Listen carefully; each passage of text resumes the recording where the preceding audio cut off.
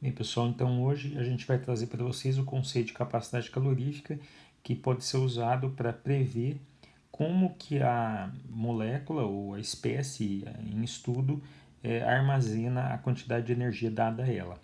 A gente já tinha feito uma primeira definição que era referente ao calor específico, né? Que a gente pode usar como unidade do calor específico Joule por grama por Kelvin, tá ok? Quando a gente vai definir o que é capacidade calorífica, é só a gente pegar o calor específico e multiplicar pela massa. Bom, quando a gente faz a multiplicação da massa pelo calor específico, a unidade grama ela vai ser cancelada. Então, a unidade mais comum para capacidade calorífica é apenas joule por Kelvin, ok? Quando essa capacidade calorífica é tomada a volume constante, então você usa a determinação CV para representá-la, né? Esse V representando então volume constante. Então, o que significa capacidade calorífica? Bom, para a gente ter uma forma simples de analisar o seu significado, a gente vai fazer uma analogia com capacidade volumétrica. Então, eu peguei aqui dois recipientes de volumes diferentes e a gente vai então preencher esses dois recipientes com água e a gente vai determinar uma certa altura que você queira obter nesses dois recipientes com esse fluido água. Então, para você atingir o objetivo de chegar a essa altura no primeiro recipiente, você vai gastar uma quantidade de água maior do que no recipiente de capacidade volumétrica menor. Você vai gastar menos água para atingir a mesma altura.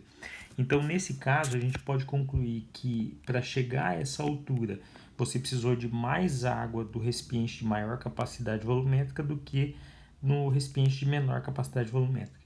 Então, a gente pode fazer essa analogia para a capacidade calorífica trocando a altura por temperatura e trocando o fluido, né, que seria a água, pelo calor. Então, o que seria uma espécie de elevada capacidade calorífica? É aquela que você dá uma grande quantidade de calor para chegar a uma determinada temperatura que você estipula, tá ok? Então, outro detalhe importante para a gente comentar com vocês é a relação que existe entre capacidade calorífica e energia interna. Bom, mas vamos lá. Energia interna é como qualquer outro tipo de energia. Então, graficamente, ela vai ser uma curva ascendente quando você plota em função da temperatura, porque quanto maior a temperatura, maior a energia. Então, se eu quiser o valor da energia interna numa determinada temperatura, eu faço então, eu ploto aqui a temperatura e venho até o eixo Y para ler a energia interna. Mas se eu fizer uma tangente nesse ponto aqui, ó, o que eu vou estar estabelecendo é uma derivada. Então, o que daria a derivada de energia interna em função da temperatura volume constante? Daria justamente a capacidade calorífica a volume constante, certo? Então, para a gente pegar um exemplo que a gente já trabalhou anteriormente, vamos imaginar um mol de um gás monatômico ideal. Então, um mol de um gás monatômico ideal, a gente já definiu para vocês que a energia interna dele é 3 meios de RT. É claro que teria uma multiplicação aqui por N, mas como N é 1 mol de gás, então seria 3 meios de RT. Vamos tentar fazer agora a derivada. Se a gente faz, então, a derivada de energia interna em função da temperatura volume constante em 3 meios de RT, o que a gente vai obter? A gente vai obter justamente o valor de 3 meios de R. Então, isso daqui seria a minha capacidade calorífica a volume constante para 1 mol de gás monatômico. Agora, veja bem, quanto é o valor do R? O valor do R é 8,314. Então, quanto que daria a minha capacidade calorífica a volume constante para esse 1 mol de gás ideal? Daria aproximadamente 12,5 joules por Kelvin. O que isso significa, então?